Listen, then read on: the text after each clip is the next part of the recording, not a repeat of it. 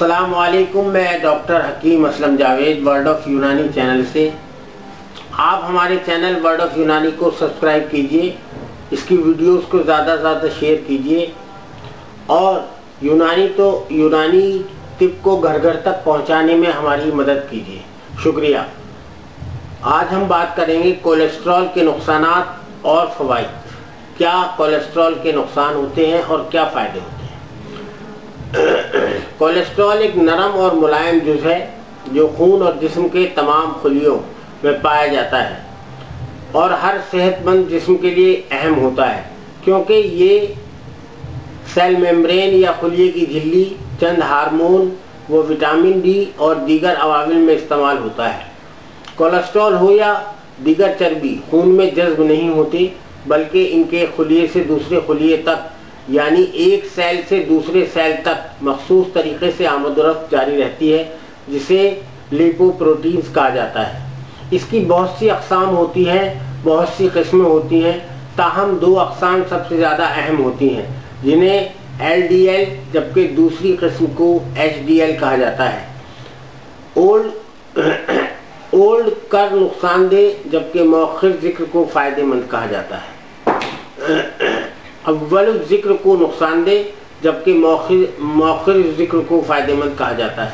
Cholesterol یونانی لفظ ہے اور کولے اور اسٹیروز اور اس سے بننے والی کیمیکل برائے الکوہل ہے، جسے 1769 میں پہلی بار شناخت کیا گیا تھا، تاہم کیمیا دان ایوجن چیرول نے 1815 میں اسے کولسٹرین کا نام دیا۔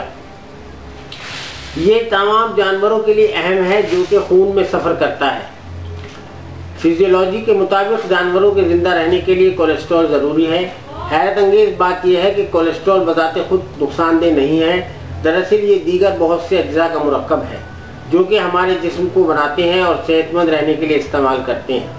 جگر اور دیگر خلیے ہمارے خون میں موجود کولیسٹرول کا تقریباً 75% پیدا کرتے ہیں، جبکہ 25% خوراک سے بنتا ہے جو کہ فقط جانوروں میں ہی پایا جاتا ہے۔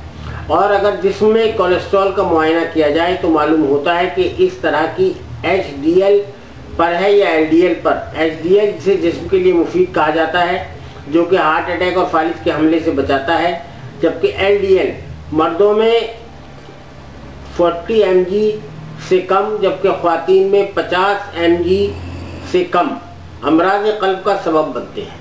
ایچ ڈی ایل کو بڑھانا مقصود ہو تو اس کا باقاعدہ ڈاکٹر سے معائنہ کرایا جائے، مرکز غذاؤں سے پرہیز کیا جائے اور متوازن غذا کا استعمال کیا جائے، اور اسے برقرار رکھنے کے لیے دوا کا استعمال کیا جا سکتا ہے۔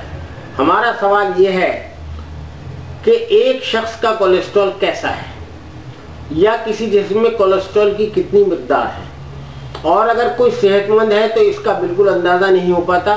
ایک سروے کے مطابق خواتین مردوں کی بنسبت دل کے امراض کے حوالے سے زیادہ فکر مند ہوتی ہیں۔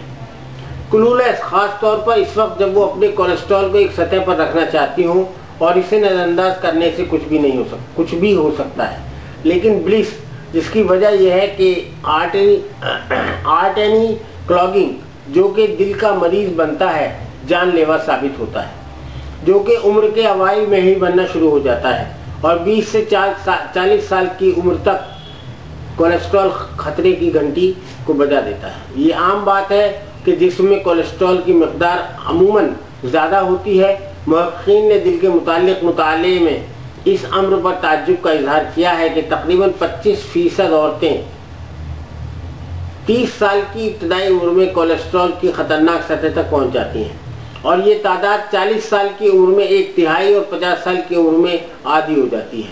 ایل ڈی ایل کولیسٹرول جسم کے لیے خطرناک ہوتا ہے اور دل کے امراض کا سبب بنتا ہے، کیونکہ یہ آرٹری شریانوں میں جمع ہونا شروع ہو جاتا ہے، جبکہ ایچ ڈی ایل ان جمع شدہ کثافتوں کو صاف اور تحلیل کرنے میں مدد کرتا ہے۔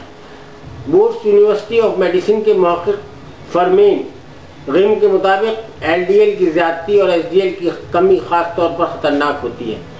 کولیسٹرول کو کنٹرول کرنے کا قدرتی طریقہ یہ ہے کہ خوراک میں مرکز غذاؤں سے پرہیز کیا جانا چاہیے، جس سے امراض قلب کو کم کرنے میں مدد مل سکتی ہے۔ ایل ڈی ایل کولیسٹرول کی زیادتی ہی امراض قلب کا پیش خیمہ ہے، جس سے دل کا دورہ اور فالج کا حملہ خاص طور پر ہے۔ जैसे ही कोलेस्ट्रॉल बढ़ता है अमराज क़ल्ब का ख़तरा शुरू हो जाता है। इस तरह दीगर अमराज बिलखुसूस ब्लड प्रेशर, शुगर शिद्दत अख्तियार कर जाते हैं और अमराज पेचीदा सूरत अख्तियार कर जाते हैं। कोलेस्ट्रॉल को कंट्रोल करने के लिए तर्ज ज़िंदगी को तब्दील करना ज़रूरी हो जाता है, जिसके लिए ज़रूरी है कि दिल को तक़वियत देने वाली ग़िज़ा इस्तेमाल की जाए और तंबाकू नोशी से परहेज़ ज़रूरी है, क्योंकि खून में कोलेस्ट्रॉल की ज़्यादती ही अमराज क़ल्ब का पेश खेमा है।